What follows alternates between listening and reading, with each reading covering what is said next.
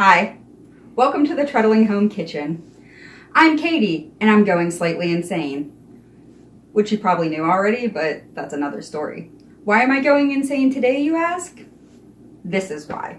Because my husband and I had this great idea at the beginning of the week to do a how-to for dishes, both hand washing and loading the dishwasher properly to get like optimum cleaning power and stuff like that. It was a really great idea. Until yesterday, when I got up and came out to make coffee and realized that there wasn't quite this big of a stack and that I would have to wash a cup and a spoon to be able to make our coffee. I've been going insane. So we're gonna go ahead and do this video so that I can cook dinner. All right, today we're going to go ahead and go over the dishwasher.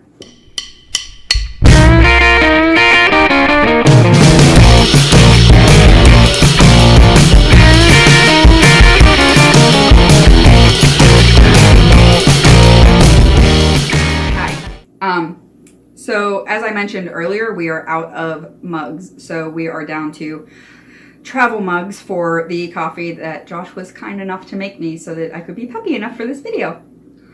So as I mentioned earlier, we're going to be talking about the dishwasher today. So we're going to be talking about what we use in the dishwasher, how we got our dishwasher, the condition that it's in, and how to prep and load it and get it started and all that stuff. So the first thing we're going to do is talk about the products that we use with it. So these are the two products that we use. Ignore the label. This is a reused bottle, and it has hydrogen peroxide in it. And I know you're like, why are they using peroxide in the dishwasher? Isn't that for cuts? Yes, very good. That is that brown bottle of stuff your mother used to pour on you that you enjoyed the bubbles from whenever you hurt yourself on the playground. It also is a strong disinfectant, and it is non-corrosive to any of the plastic parts that are in your dishwasher feed. So that's why we use that. And it also cleans off any of the soap residue that might be left from the soap packets.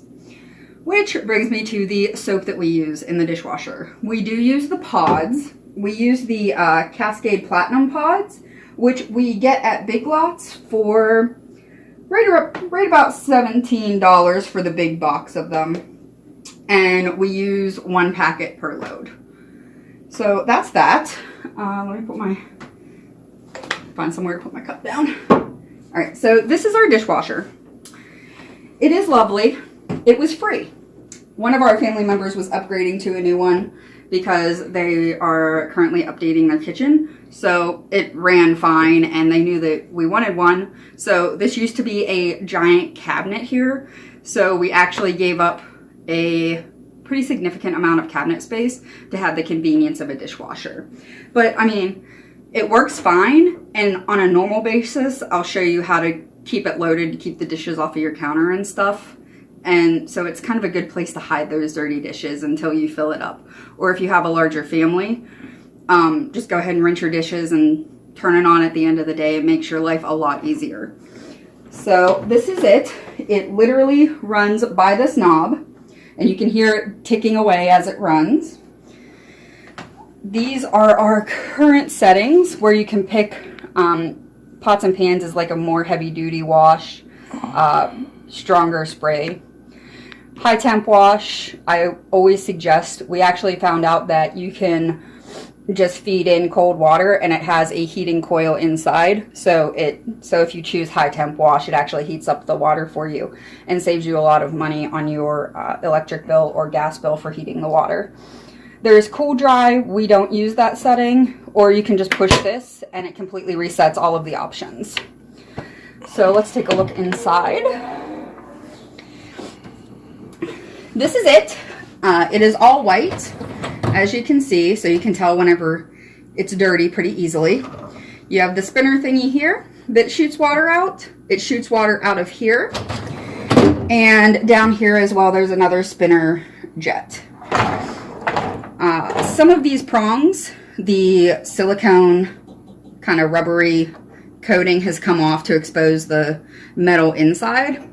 We don't care if it's pretty, we care if it works. It's also missing a prong here. Again, we don't care if it's pretty, we just care if it works. And then these are the heating elements right here that heat up the water for the hot wash. And then this little tabby thing right here is to remove the strainer, kind of like the strainer that you have in your sink.